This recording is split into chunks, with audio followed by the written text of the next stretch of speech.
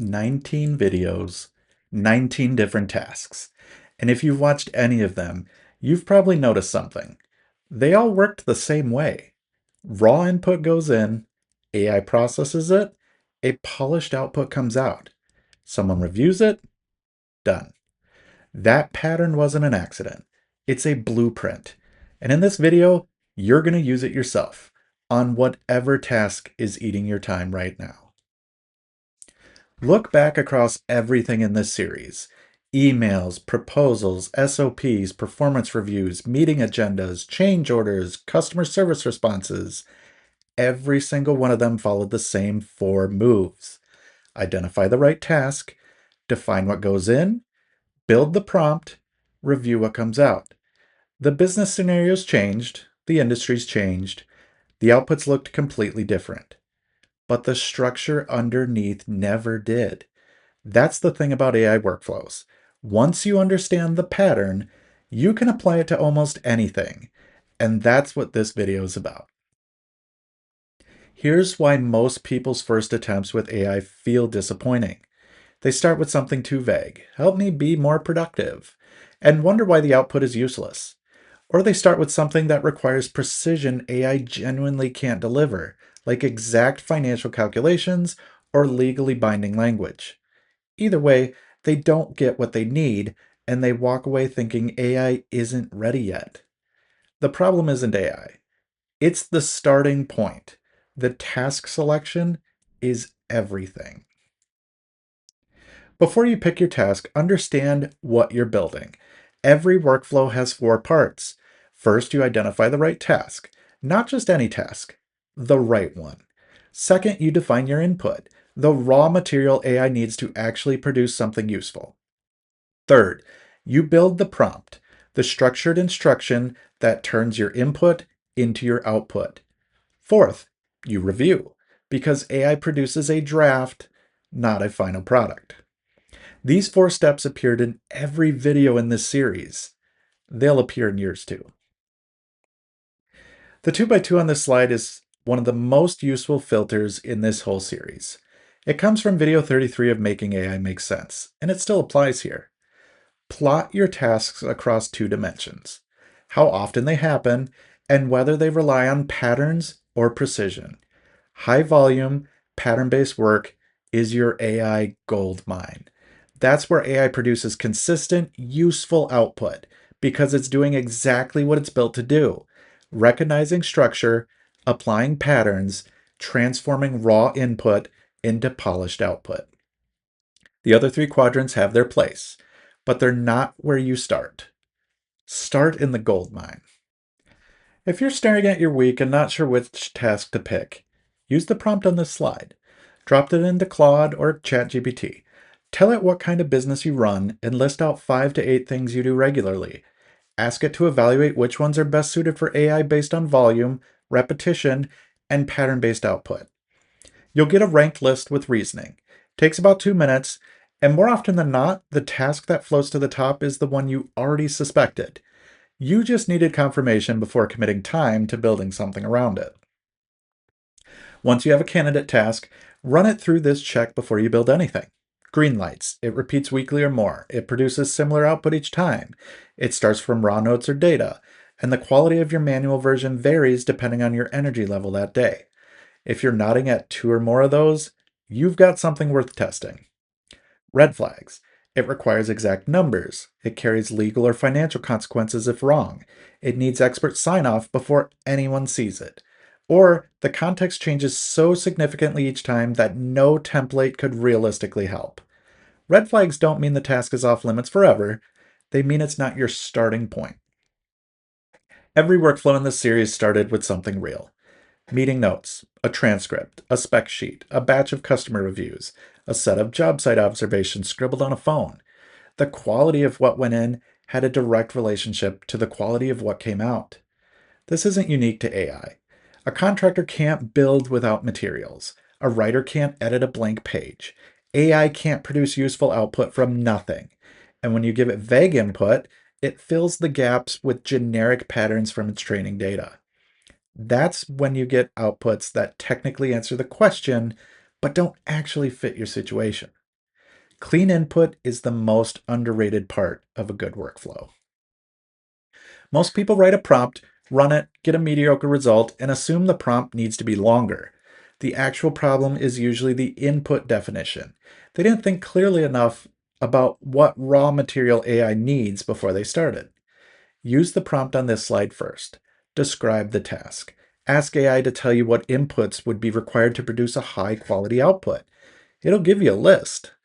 Some of it you'll already have, some of it will surface things you hadn't thought to include. That list becomes the foundation for your prompt. This step alone will save you 2 or 3 failed attempts. A prompt that's 4 sentences long and well structured will outperform a prompt that's 3 paragraphs of rambling every single time. And the structure is simple, 4 parts. Task, what you want AI to produce. Context, the background AI needs to do it well. Format, how the output should be organized. Constraints, tone, length, audience, anything that must be included or excluded. That's it. Every prompt in every video in this series followed this structure. You've seen it all applied to customer service responses, SOPs, job descriptions, competitive analysis. The 4 parts don't change, the content inside them does. You don't have to stare at a blank text field trying to write your first prompt from scratch. Use the one on this slide. Tell AI what task you're trying to automate, what inputs you'll be working from, what format you want the output in, and any key constraints. Ask it to write you a structured prompt. What you get back is a starting point, usually about 80% of the way there. You'll read it, adjust a few things to match how your business actually works, and then you have a working draft.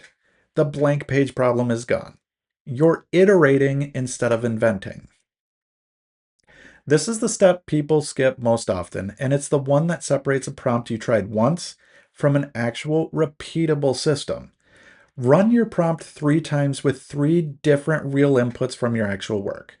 Not hypothetical examples, real ones. What you're looking for isn't perfection on the first run.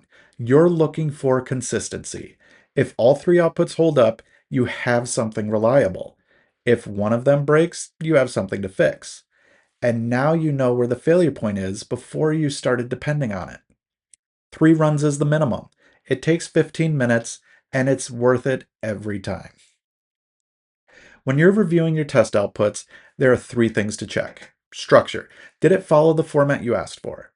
Accuracy. Did it handle your specific inputs correctly, or did it drift into generic territory? Voice. Does it sound like it came from your business, or does it sound like every other AI output on the internet? You already know what good looks like for your task. You've been doing it manually. That standard doesn't change just because AI is producing the first draft. If it doesn't clear your bar, it doesn't go out. That's not a limitation of the workflow. That's the workflow working correctly. When the output is close but not quite right, the worst thing you can do is start over. Starting over loses all the context you've built in the conversation. Instead, be surgical. Use the prompt on this slide. Describe exactly what's wrong. The tone is too formal. The second section is missing. The structure doesn't match what you've asked for. It's 3 times longer than it should be. Ask AI to revise only that and keep everything else the same. 1 correction at a time. 3 iterations is usually enough to get from a rough draft to something you'd actually send. Vague feedback produces vague revisions.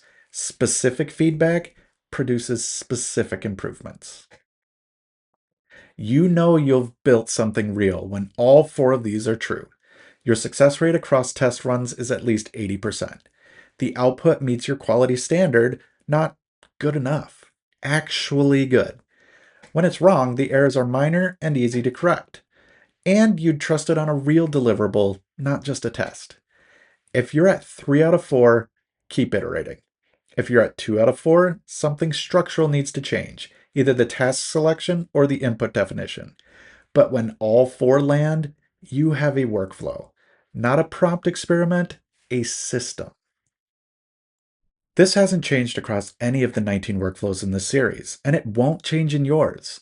AI owns the first draft, the structure, the consistent formatting, the high volume repetition, the transformation from raw notes to organized output. That's its lane. Your lane is everything else: accuracy verification, relationship context that didn't make it into the notes, anything where being wrong has real consequences, and final approval on every output before it goes anywhere. Not because you don't trust the system, but because you built the system to serve your standards and you're the only one who can confirm it cleared them.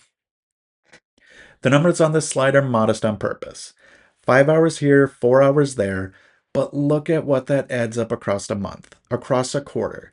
The first workflow you build doesn't transform your week, but by the time you have 4 or 5 running in parallel, emails handled, proposals draft, SOPs documented, reports generated, you've quietly rebuilt how your week works without adding a single person to your team. That's not a small thing. That's the actual value proposition of everything in this series. 6 steps. Identify one task that fits the goldmine criteria. Define the inputs it requires. Build your starting prompt using AI. Run 3 real tests. Refine once based on what you find. Then scale it. No tools to buy. No technical background required. No training programs. Everything you need to do this, the frameworks, the prompt structures, the testing approach, has been covered across this series. The only decision left is which task you're going to start with. AI doesn't change what work needs to get done. It changes how long it takes. That sentence is the through line of every video in this series. The emails still need to be written.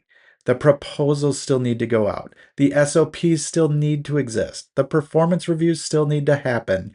None of that goes away. What changes is who's doing the first draft and how long that takes. The task was always yours. AI just stopped being the bottleneck. This is part of the Making AI Work series, the practical companion to making AI make sense. Every video in this series demonstrates one workflow AI can handle faster, more consistently, and at a higher quality than doing it manually. If you found value here, subscribe so you don't miss what comes next. If you need this at scale, not just one workflow, but AI systems running across your team's operations, let's talk. You can reach us at eauclaireai.com. Thanks for watching, and we'll see you in the next one.